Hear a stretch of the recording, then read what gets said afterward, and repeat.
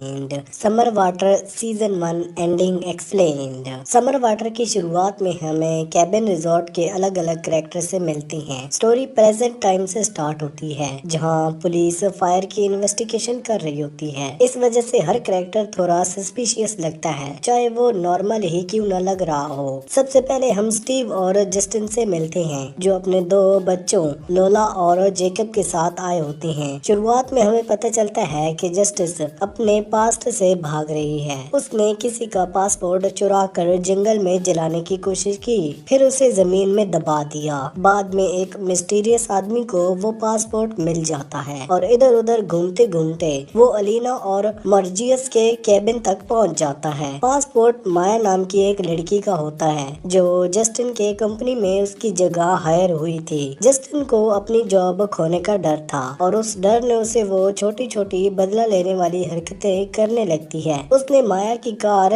की से स्क्रैच कर दिए। जब माया ने एक बार उससे पूछा, जस्टिन ने सीधा झूठ बोल दिया। वेकेशन के दौरान हमें दिखाया जाता है कि जस्टिन अंदर अंदर बहुत डर रही होती है जब उसको पुलिस का फोन आता है। फ्लैशबैक में फाइनली वो रात दिखाई जाती है जब माया जस्टिन के घर आई थी। जस्टिन चाहती थी कि दोनों बात करके इशू खत्म कर दे, लेकिन माया की नजर जस्टिन के की चेन पर पड़ती है जहां माया की कार स्लिप्ड पॉइंट लगा होता है और उसे अब समझ आ जाता है। इस मोमेंट पर जस्टिन पैनिक हो जाता है। अपने आप को डिफेंड करने के लिए वो की चेन नाइफ उठा लेती है। उसके बाद क्या हुआ, सीरीज उस मोमेंट को तब तक नहीं दिखाती, लेकिन फिनाले में ये इम्प्लीफाई किया जाता है कि जस्टिन ने उस रात माया को मार दिया और वो उसका पासपोर्ट छुपा छुपा कर डिस्पोज करने की कोशिश कर रही थी। चाहे ये इंसिडेंट फायर कैबिन से दूर लगता है, लेकिन कनेक्शन डीप है और एंड तक सब क्लियर हो जाता है। डेविड और एनी एक ऐसे कपल हैं जो अपनी जिंदगी के लेट ईयर्स में हैं। बच्चे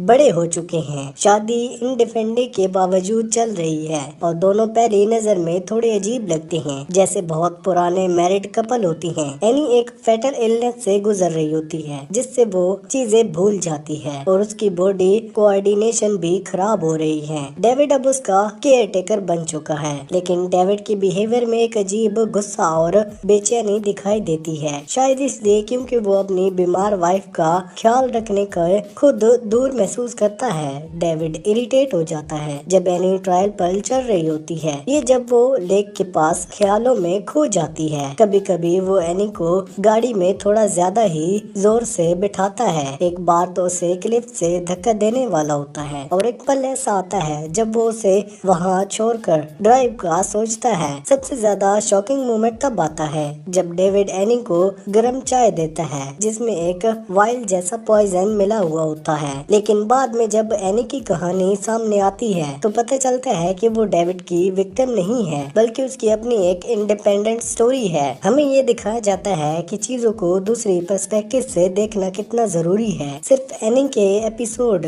ये ट्विस्ट दिखाया जाता है, लेकिन थोड़ी इमेजिनेशन से हम समझ सकते हैं कि बाकी कैरेक्टर के भी दूसरे साइड्स हो सकती हैं। इसमें रिवील होता है कि एनी के डेबोरा के साथ अफेयर चल रहा था और वो डेविड को छोड़कर डेबोरा के साथ रहना चाहती थी, लेकिन जब डेबोरा पीछे हट जाती है एना अपनी प्लान वापस मोड़ जाती है। सबसे इम्पोर्टेंट बात ये है कि एनी खुद बार बार डेविड से रिक्वेस्ट करती है कि जब उसकी कंडीशन ज्यादा बिगड़ जाए तो वो उसे एक आसान मौत दे दे, एक ऐसी डेथ जिसमें उसकी यादें प्यार और पीस से भरी हों। एनी ये क्लियर करती है कि वो डेविड की विक्टिम नहीं है, बल्कि अपनी जिंदगी के लास्ट फेज में है। वो एक एजेंसी रखती हुई औरत जो अपने डिसीजंस ले सकती है। जंगल में घूमता हुआ जो मिस्टीरियस मैन दिखाई देता है, पहली नजर में वो परफेक्ट विलन लगता है। एक अकेला आदमी पहले आर्मी मैन था, फैमिली से दूर हो चुका अपनी ड्रिंकिंग प्रॉब्लम की वजह से, और अब वुड्स में कैंप करके रहता है। सबसे ज्यादा वियर्ड चीज ये लगती है कि 15 साल की बेकी के साथ वक्त गुजारता है। बेकी और उस आदमी की कन्वर्सेशन कभी कभी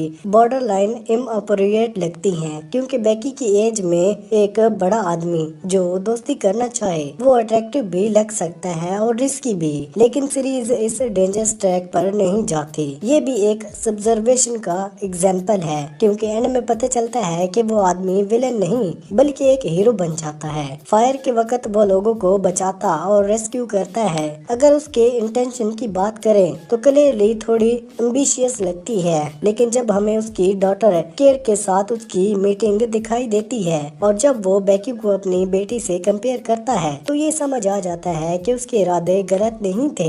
आखिर में रिवील होता है कि बॉडी बैग में जो लाश थी वो एलेक्स की थी। एलेक्स एक सीधा साधा लड़का था जो कलयुग को पसंद करता था और टिपिकल टीनेजर गलतियां कर रहा था। कलीग ने अपने फ्रेंड्स को उनके इंटीमेट मोमेंट की डिटेल बता दिए और जब एलेक्स ने कलीग के फादर के ब्रेक डाउन वाली बात बहा दी, दोनों एक दूसरे से छोटी छोटी बदला लेने वाली हरकतें कर रहे थे। लेकिन जैसे ज्यादातर टीनेज फाइट होती हैं, वैसे ही ये भी रिजॉल्व हो जाती है। दोनों डिसाइड करते हैं कि फिर से फ्रेंड बन जाएंगे जब एलेक्स वापस आएगा, पर ये कभी नहीं हो पाता। जब कैबिन में आग लगती है, एलेक्स बोर्ड से भागकर वोलेटिया को बचाने के लिए वापस आता है। वोलेटिया तो उसके पेरेंट्स से बचा लेते हैं, लेकिन एलेक्स खुद स्मोक से सोफोकेट हो जाता है और मर जाता है। बुराई करने वाले लोग बच निकलते हैं और एक अच्छा काम करने वाला लड़का मर जाता है। दुनिया की यही नाइंसाफी दिखाई जाती है।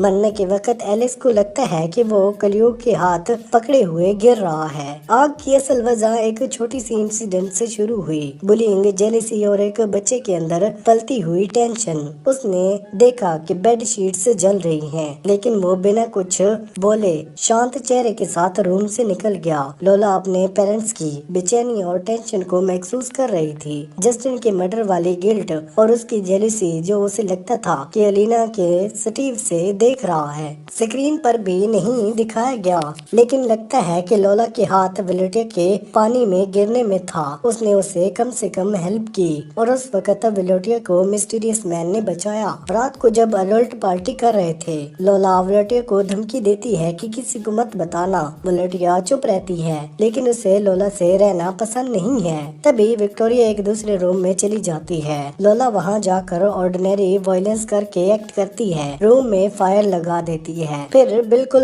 नॉर्मल तरह से वहां से निकल जाती है। वो जेलसी जो उसकी माँ फील करती थी, वो जेलसी जो लोला भी फील करती थी, लेकिन जस्टिन जैसे हाइड नहीं कर पाती। उसका इम्पल्सिव एक्ट हाउस फायर बन जाता है जो एक जिंदगी ले लेता है। ये आग एक और काम करती है, माया का पासपोर्ट जला देती है जिसमें जस्टिन के मर्डर का एविडेंस था। स्टीव का रोल क्या था? स्टीव एक ऐसा हस्बैंड और फादर दिखाया गया है जो अपनी फैमिली के हर गलत काम को कवर करने के लिए तैयार रहता है। वो जस्टिन को माया के मर्डर कवर अप में हेल्प करने के लिए रेडी था। उसने माया का पासपोर्ट अपनी पॉकेट में रख लिया था। जब आग लगी और उसे समझ आया कि ये लोला का काम है, तो उसने लोला को प्रोटेक्ट किया। उसने एक झूठी स्टोरी बना दी। किसी मंजोरियस की माँ ने सिगरेट पीते हुए फायर लगा दी जो कभी हुआ ही नहीं था। एविडेंस मिटाने के लिए स्टीव ने पासपोर्ट को फायर में फेंक दिया। इसी के साथ ये सीजन यहीं पर एंड होता है। आपको कौन सी मूवी या फिर वेब सीरीज का एक्सप्लेनेशन चाहिए, हमें कमेंट सेक्शन में जरूर बताना। वीडियो अच्छी लगी हो तो वीडियो को लाइक करके चैनल को सब्सक्राइब लाजमी करना।